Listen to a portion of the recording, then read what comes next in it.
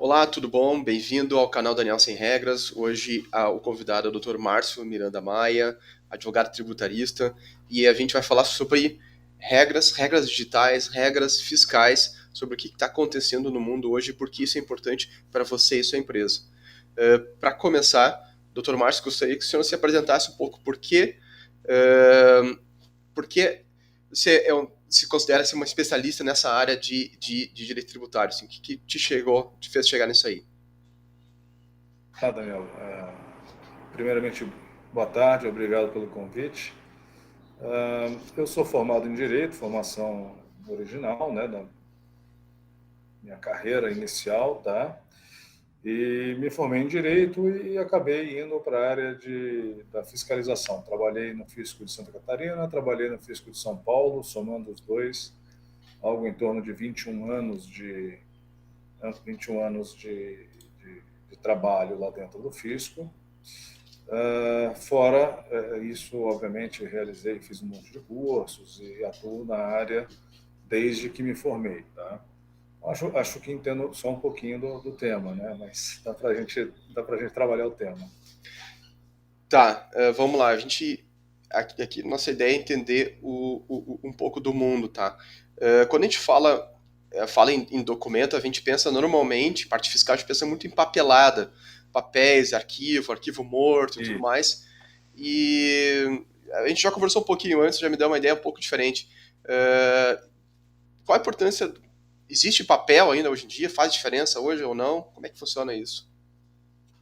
olha, Daniel, eu diria que hoje em dia o papel passou a ser uma exceção, tá? Nas transações usuais de pessoas jurídicas, tá? O papel é quase que um acessório das operações, literalmente. Desde 2008, desde antes de 2010, 2008, a gente começou, o FIS começou com notas fiscais eletrônicas e depois esse uso veio sendo massificado. E aí, eu diria que desde 2013, quase que a integralidade das operações do Brasil inteiro são realizadas com documentos digitais, tá? Então, você pensar e livros digitais também. Então, se a gente pensar no passado, né, a memória aí de realmente pensar em área fiscal, aquela papelada, ela fazia sentido, né, porque você tinha as notas em papel e a manifestação da operação era feita naquele papel, naquela nota, que depois era escriturada no livro físico. Isso fazia muito sentido. Agora, hoje em dia, eu diria que as operações em papel são para apoio ao controle das operações financeiras, e olhe lá, tá? Porque, assim, quase que a totalidade das operações se inicia e se encerra em documentos digitais. Tá, Seja então, aí a emissão da nota eletrônica digital, ou do cupom eletrônico, né? E até o fim da operação, que é a escrituração em um livro digital e a entrega das obrigações digitais para a Receita Federal. Então, a gente está falando de uma entidade que já não é mais uma entidade física. Você não poderia, por exemplo, queimar a Receita Estadual para deixar de pagar imposto. Isso não vai funcionar. É o sonho de muita gente, né? Pegar É, fogo e sumir tudo, né?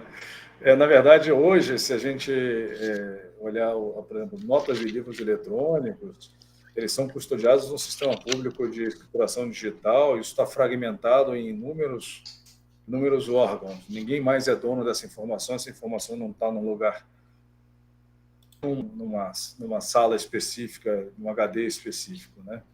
Por exemplo, a Secretaria da Fazenda de São Paulo tem duas salas cofre totalmente espelhadas, uma em Campinas, outra em São Paulo, é uma monstruosidade. Fora isso, você tem um backup de toda a Receita Federal. A Receita Federal ela recebe tudo e compartilha partes com os estados. Então, você tem aí uma fragmentação da informação em múltiplos backups que impedem aí que os dados sumam, né?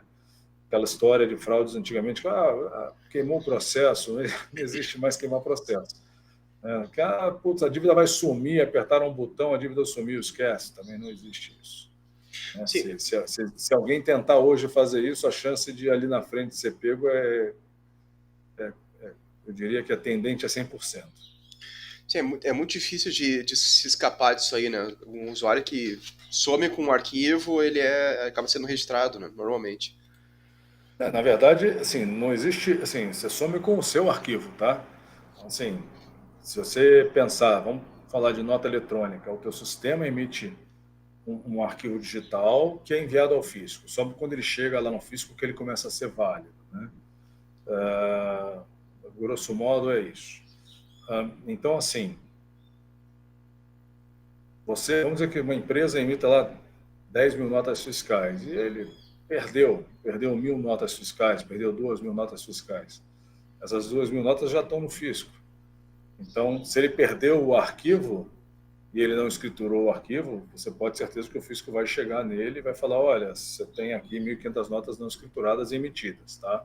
Aliás, há muitos anos, esse é um dos principais indicadores aí de atuação da fiscalização, que é exatamente a identificação de notas digitais não escrituradas nos livros, que também são digitais, basta cruzar os dois, é um para um, né? Então, a fiscalização tem sido muito atuante e muito eficaz na identificação desse pessoal que não escritura nota. E aí acontece, né? É engraçado, o pessoal perde até hoje nota de entrada não escritura, ou um bloco de notas de saída que não foi para o contador e aí não foi escriturado, e o fisco vai lá e pega. E o fisco caminha cada vez mais para autuações quase que diretas, né?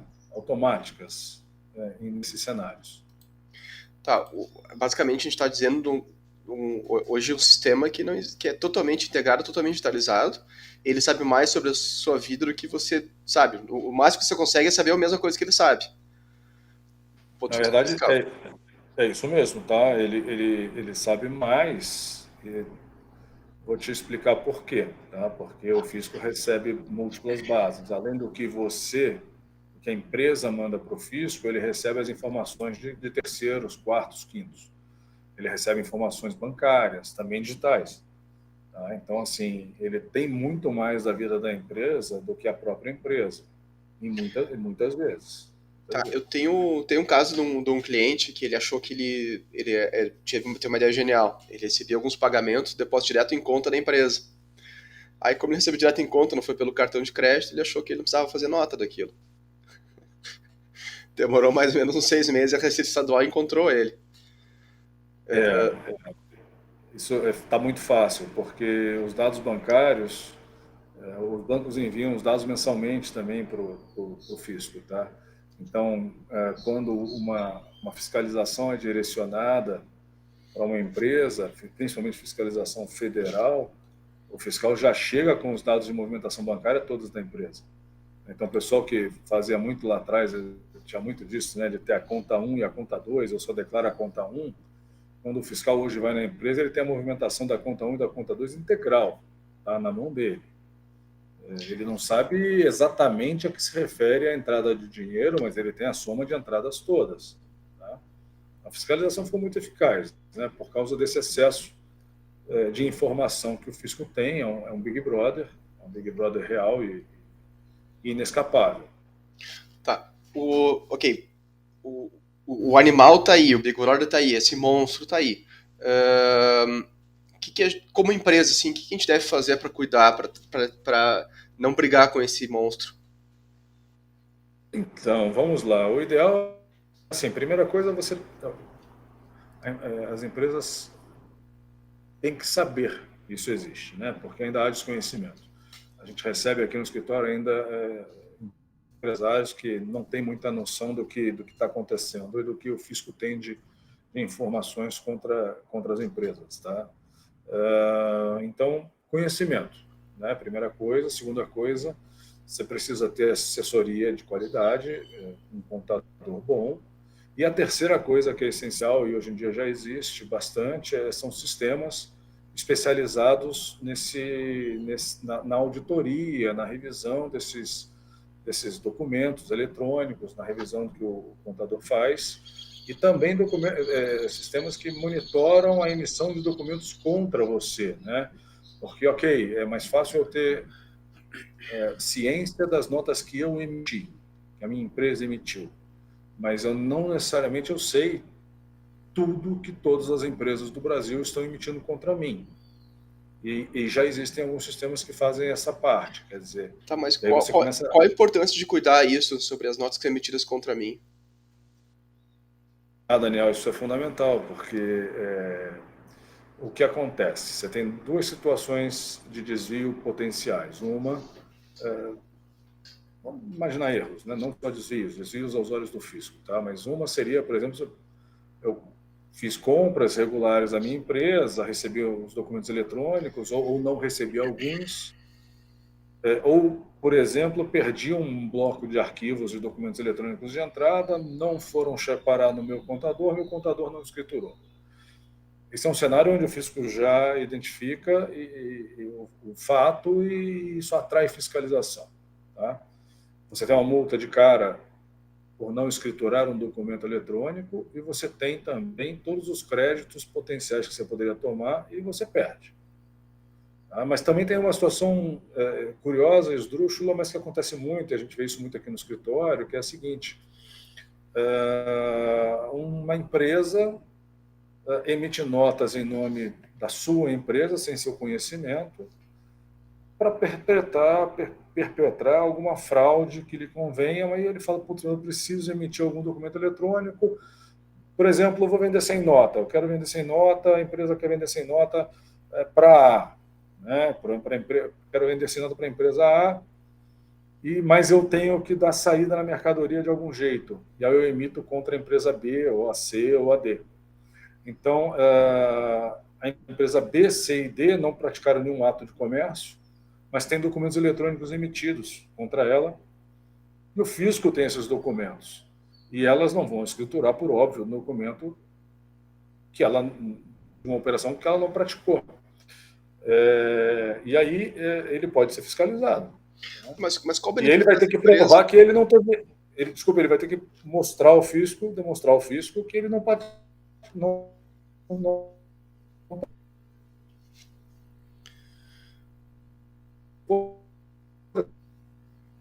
operação que era uma fraude, foi uma fraude dele.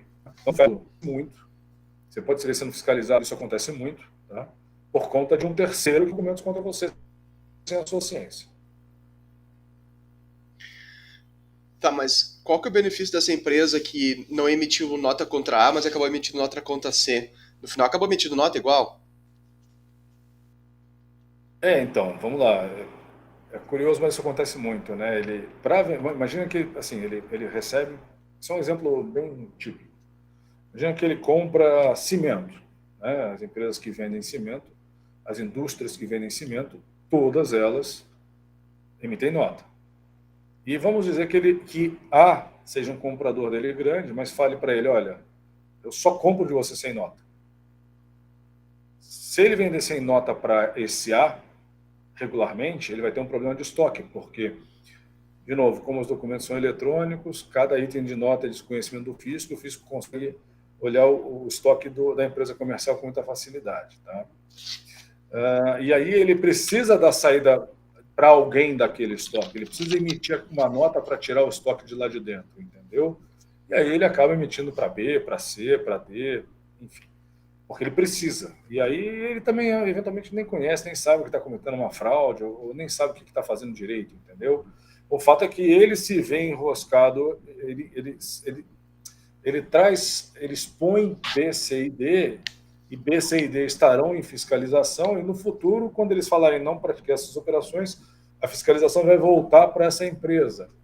Mas o fato é que acontece muito. A gente tem um monte de clientes que são fiscalizados, recebem fiscalização e depois tem que ficar explicando que não praticaram as operações por conta desse tipo de coisa.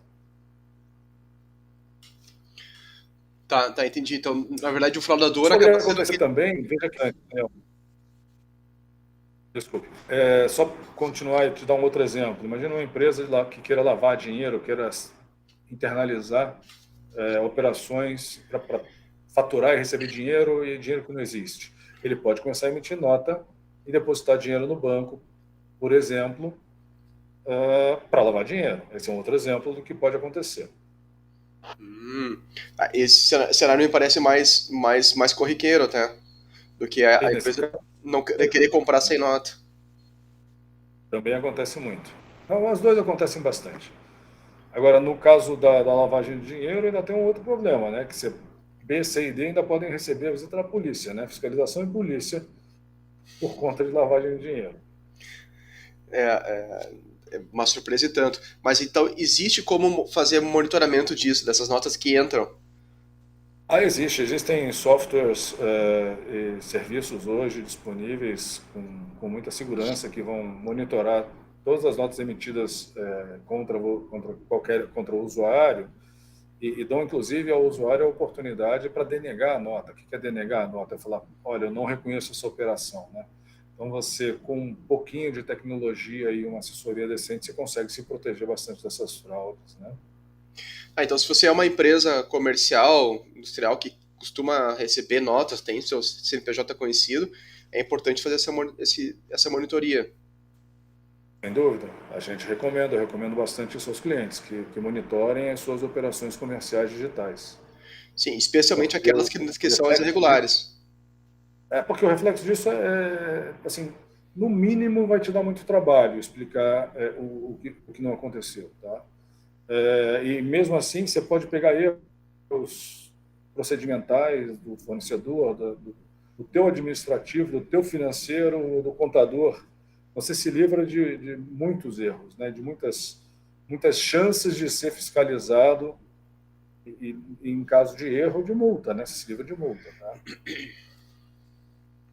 Agora, é uma mudança de mentalidade, né? Quer dizer, o empresário brasileiro, a gente, né, no Brasil, a gente não gosta muito da prevenção, né? Agora, a prevenção é muito barata, porque uma multa por não escrituração de documentos pode chegar a 10% do valor do documento. Tá? É muita coisa. Ah, isso estraga o ano de qualquer empresa, né? Sim, sem dúvida. Sem dúvida. Isso às vezes, é o lucro da empresa. Tá. Quando o senhor falou ali sobre lavagem de dinheiro, me remeteu muito a todas aquelas operações que estão envolvidas na Lava Jato. Teve alguma situação assim que a gente pode dizer assim, olha, que isso aqui é um caso que foi usado esse tipo de dado. Bom, sem dúvida, tá? Isso é uma pergunta muito interessante que você fez. Os dados digitais estão no fisco, estão lá dentro. Tá?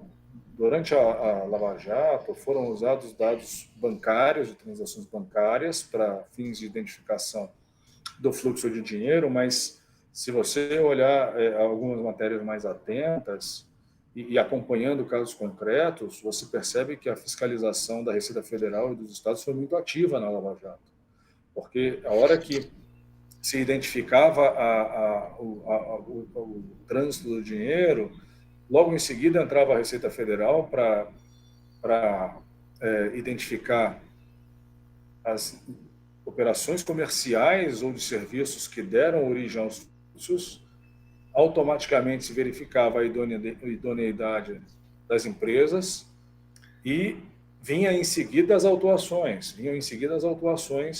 em cima dessas notas frias, né? Porque eles usaram muitas empresas emitindo documentos eletrônicos frios para acobertar as operações de trânsito de dinheiro. As empresas eram frias e o fisco identifica isso imediatamente. Então, essa digitalização dos documentos eletrônicos, essa digitalização toda, criou uma agilidade nos órgãos de fiscalização que é sem precedentes. Tá? Então, em um clique, em segundos, a Receita Federal identifica todas as notas de determinado contribuinte. Tá, Segundo, me chamou atenção um assunto aí. A maior parte das pessoas envolvidas na Lava Jato, eu diria que eu consideraria pessoas inteligentes, muito inteligentes ou até geniais, assim, pessoas que estão bem acima de qualquer média, né? Mas isso que o senhor está falando me parece uma coisa muito banal, assim, é óbvio que o fisco ia ter dado acesso a isso aí. Como é que eles vão pensar nisso antes? Daniel, eu diria o seguinte: a Lava Jato veio num limiar de eras, tá? Essa digitalização aconteceu em 2008, 9, 10, a partir de 2008, vamos colocar assim. E eu acho que ninguém estava preparado Ninguém estava preparado para o que essa digitalização trouxe em termos de eficiência dos órgãos regulatórios. Tá? Então, eles trabalharam como trabalharam a vida inteira. E esqueceram de perceber que mudaram os meios de fiscalização, mudaram os meios de atuação dos órgãos de controle. Tá? E vamos ser sinceros, a digitalização tem um lado também como é que eu posso colocar? Ela facilita em determinado ponto a fraude, no sentido de que você hoje consegue abrir uma empresa sem papel nenhum. Então, você abre cada vez mais rapidamente uma empresa e você pode emitir milhões de notas em uma hora. Tá? Óbvio, o fisco trabalha para tentar identificar fraudes, o fisco trabalha muito nisso, os fiscos, né?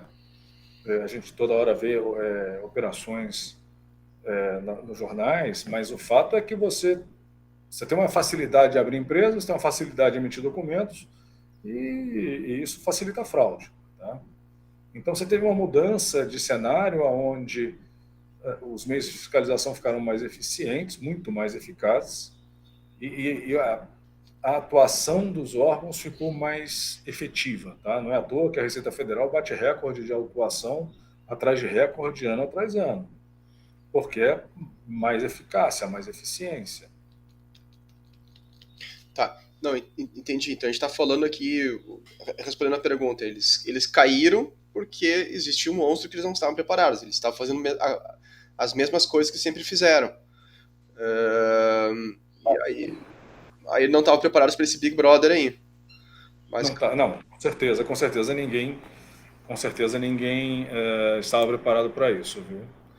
Tá. Quando a gente fala de desburocratização, de facilmente criar uma empresa que logo vai gerar milhões de nota, acho que isso deve já despontar um alerta vermelho na Receita quando alguém faz isso, né?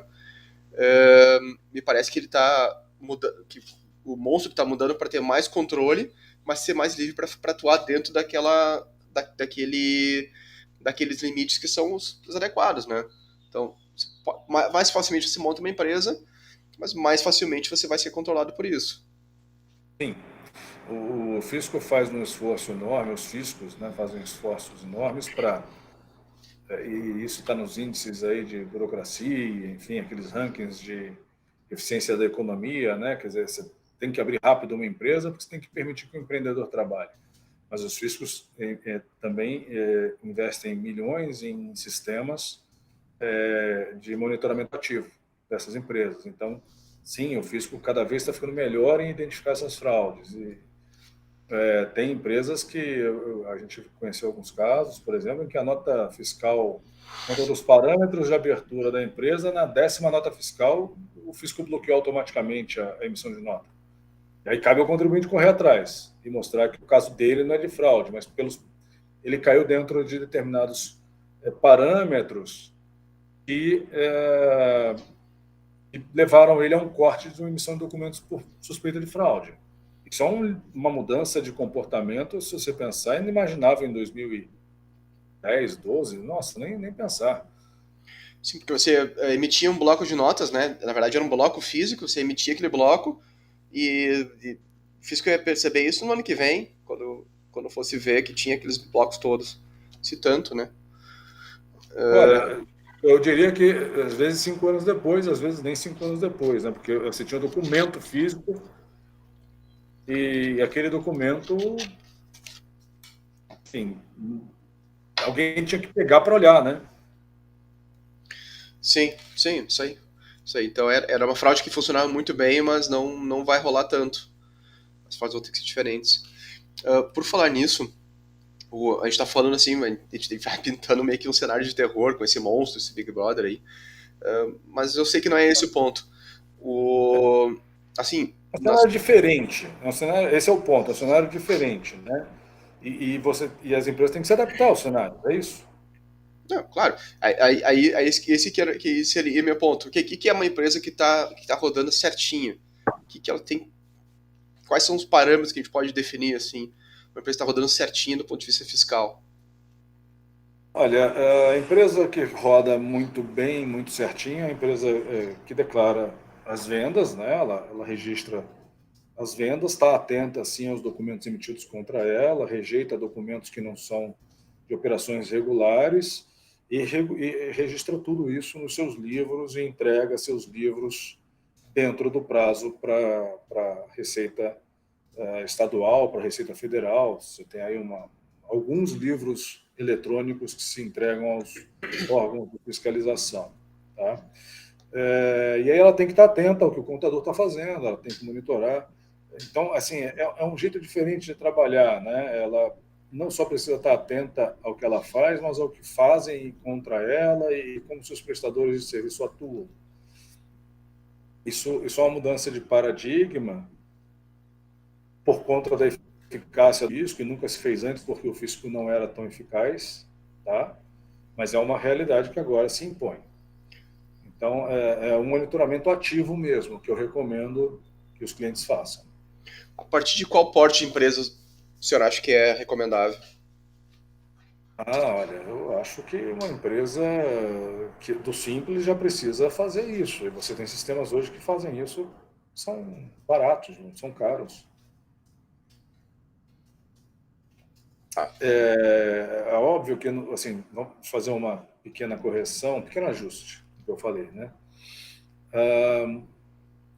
Uma empresa do Simples tem menos obrigações, ok? Então, as empresas que não são do Simples precisam estar muito mais atentas do que as do Simples Nacional. Porém, você tem uma situação muito delicada no Simples, que é a questão de faturamento dela. E o que ocorre? Você imagina que uma empresa do Simples que esteja, por exemplo, um dos itens que o fisco monitora muito são as notas de entrada contra o faturamento declarado, né? Você imagina que eu tenho lá limite hoje aí do Simples de 4 milhões e 800, tá? Para alguns tipos de empresa, e uma empresa recebe 10 milhões em notas de entrada. Ela pode entrar numa fiscalização por conta do volume de documentos de entrada contra ela. E ela pode ser fiscalizada e se provarem que as operações aconteceram, ela vai levar uma auto-infração e vai sair do Simples, vai ser desenquadrada. Pelas entradas, entendeu? Então, pelo que fizeram contra ela, pelo que emitiram contra ela. E se ela não participou das operações, você veja que ela pode estar sendo fiscalizada e ter toda a vida revirada por conta de notas emitidas contra ela que ela não teve ciência. Então, quando eu falo que uma empresa já no Simples tem que estar atenta, é porque ela pode sim ter problemas. Sim, alguém pode fazer uma empresa para lavagem de dinheiro, emite um monte de nota contra uma empresa qualquer, minha empresa, sua empresa, e você ficar enrolado aí durante 1 ano, 2 anos, tentando falar para a Receita que focinho de porco não é tomado. Exato, isso. É isso, é uma incomodação e tanto. E aí, dependendo da situação, ela pode ser autuada e ter que discutir isso já dentro de um processo de desenquadramento, quer dizer, que é um cenário péssimo, né? Sim, Então, é dependendo do teu melhor. negócio, vai ficar É bem muito enrolado. barato, é muito barato usar um sistema adequado e monitorar a sua vida, né? Você ter controle sobre a sua vida. E tem alguns sistemas que fazem isso muito bem. Tá, legal. É importante ter essa tecnologia. Deixa eu ver. A gente está falando aqui, a gente já pintou um cenário de um monstro, a gente falou um pouco mais ou menos como controlar esse monstro. O tema ficou um pouco negativo, mas eu sei que o ponto não é esse. Eu sei que o senhor estava na Receita durante o momento de implementação da nota fiscal eletrônica. Então, gostaria de saber a sua opinião, assim, como é que a gente se beneficia desse monstro, que ele melhora a nossa vida na prática? Bom, quando a gente... eu acho que é o conjunto da obra, né? Quer dizer, quando eu quero fazer as coisas bem feitas e eu tenho cuidado de emitir a nota corretamente enfim, fazer todos os procedimentos e monitorar tudo, eu tenho um ganho enorme de redução de custos, porque eu parei de emitir nota em papel. Então, só o custo de burocracia, de notas em papel e livros é monumental, né? Fora o ganho para o meio ambiente, né? Então, e quando eu tenho sistemas de apoio, eu tenho uma organização de documentos, uma agilidade na escrituração, no financeiro, eu tenho uma integração tem uma integração dos processos que me permite trabalhar com muito menos gente, né? Então, eu tenho muito ganho de produtividade. Então, os benefícios que eu poderia colocar são, sim, para o meio ambiente, sim, redução de custos e, sim, muito ganho de produtividade pela automação adequada, né? Sim, quem está com tudo funcionando certinho tem esses ganhos. Vai ter uma. Operacionalmente é mais fácil, né, de fazer. Eu vivia a época de nota fiscal em papel, era um horror aquilo. É muito, muito ruim mesmo. Nossa, loucura, era uma loucura. Não sei como é que era, como é que a gente vivia naquela época, né? Se olhando para trás é inacreditável, e É, mudou para melhor, mas essa mudança para melhor trouxe essa nova realidade aí dos órgãos de fiscalização, né? isso me lembra assim, uma analogia, como é que a gente via sem geladeira? Já pensou? Pois é. Hoje para É nós é um quase negócio. isso. Todo mundo tem. Todo mundo tem. Assim como todo mundo emite nota fiscal eletrônica, todo mundo tem cupom fiscal, né? Mas como é que tu vivia antes, cara? Era marrar cachorro com linguiça, parece. Exato. Então, Ahn, eu queria ponderar isso, assim, não é uma notícia toda negativa, é que as empresas têm que estar atentas às mudanças, né? É uma adaptação, mas é uma mudança para muito melhor, né? Você tem aí você veja que a sociedade como um todo se beneficia quando você tem menos sonegação, né? Você tem ganho de eficiência na economia, você tem uma concorrência leal, concorrência mais justa, então os ganhos são imensos, tá? E claramente superam os problemas que advêm desse avanço tecnológico. sim, quando você fala de concorrência justa é interessante, porque existe uma atitude, às vezes, de levar vantagem, e uma forma relativamente fácil de levar vantagem é isso, fazendo meia nota, fazendo um faturamento meio esquisito e tal. Mas eu tenho visto que isso está cada vez mais difícil, praticamente. Eu acho que já não, há muito tempo não vale a pena. E Cada vez eu mais vi, difícil. e ouvindo o senhor, assim, me deixa mais claro que tem que ser realmente um gênio do mal para fazer isso aí. Não, não é fácil. Na verdade, a realidade é de que, como eu disse, os meios de fiscalização estão muito eficientes e cada vez mais, né? Então, está deixando de valer a pena. Na verdade, o risco tá rapidamente suplantando os benefícios, né? Tá. Tá, os benefícios estão suplantando os riscos. Acho que é Perdão, isso. perdão, perdão. Não, é isso mesmo. Os riscos de sonegar o risco de sonegar diante da evolução do fisco suplanta os benefícios de sonegar. Ah, isso sim. Agora sim. Agora, Nesse agora sentido, né? entendi. Aham. Não, perfeito. Então tá, eu acho que a gente tratou bastante desse assunto de digitalização. Tem mais alguma coisa que o senhor acha que valeria a pena a gente trazer agora? A gente já falou bastante sobre o monstro, mas a gente falou como lidar com o monstro, a gente falou, afinal, qual que é o benefício do monstro, né? Que a gente precisa, ele consome menos alimento do que o outro monstro que tinha antes, que também era um monstro. Era um outro tipo de monstro. Não, sem dúvida. Eu acho que assim, como uma ponderação final, né, eu reforço o que você falou, né? Acho que no final a gente está saindo mais forte, né, como um país muito mais forte dessa história do que a gente estava, né? É óbvio que os problemas existem, a necessidade de adaptação, investimento em tecnologia, mas os ganhos indiretos e os mesmos ganhos diretos são realmente muito grandes, vale muito a pena, né?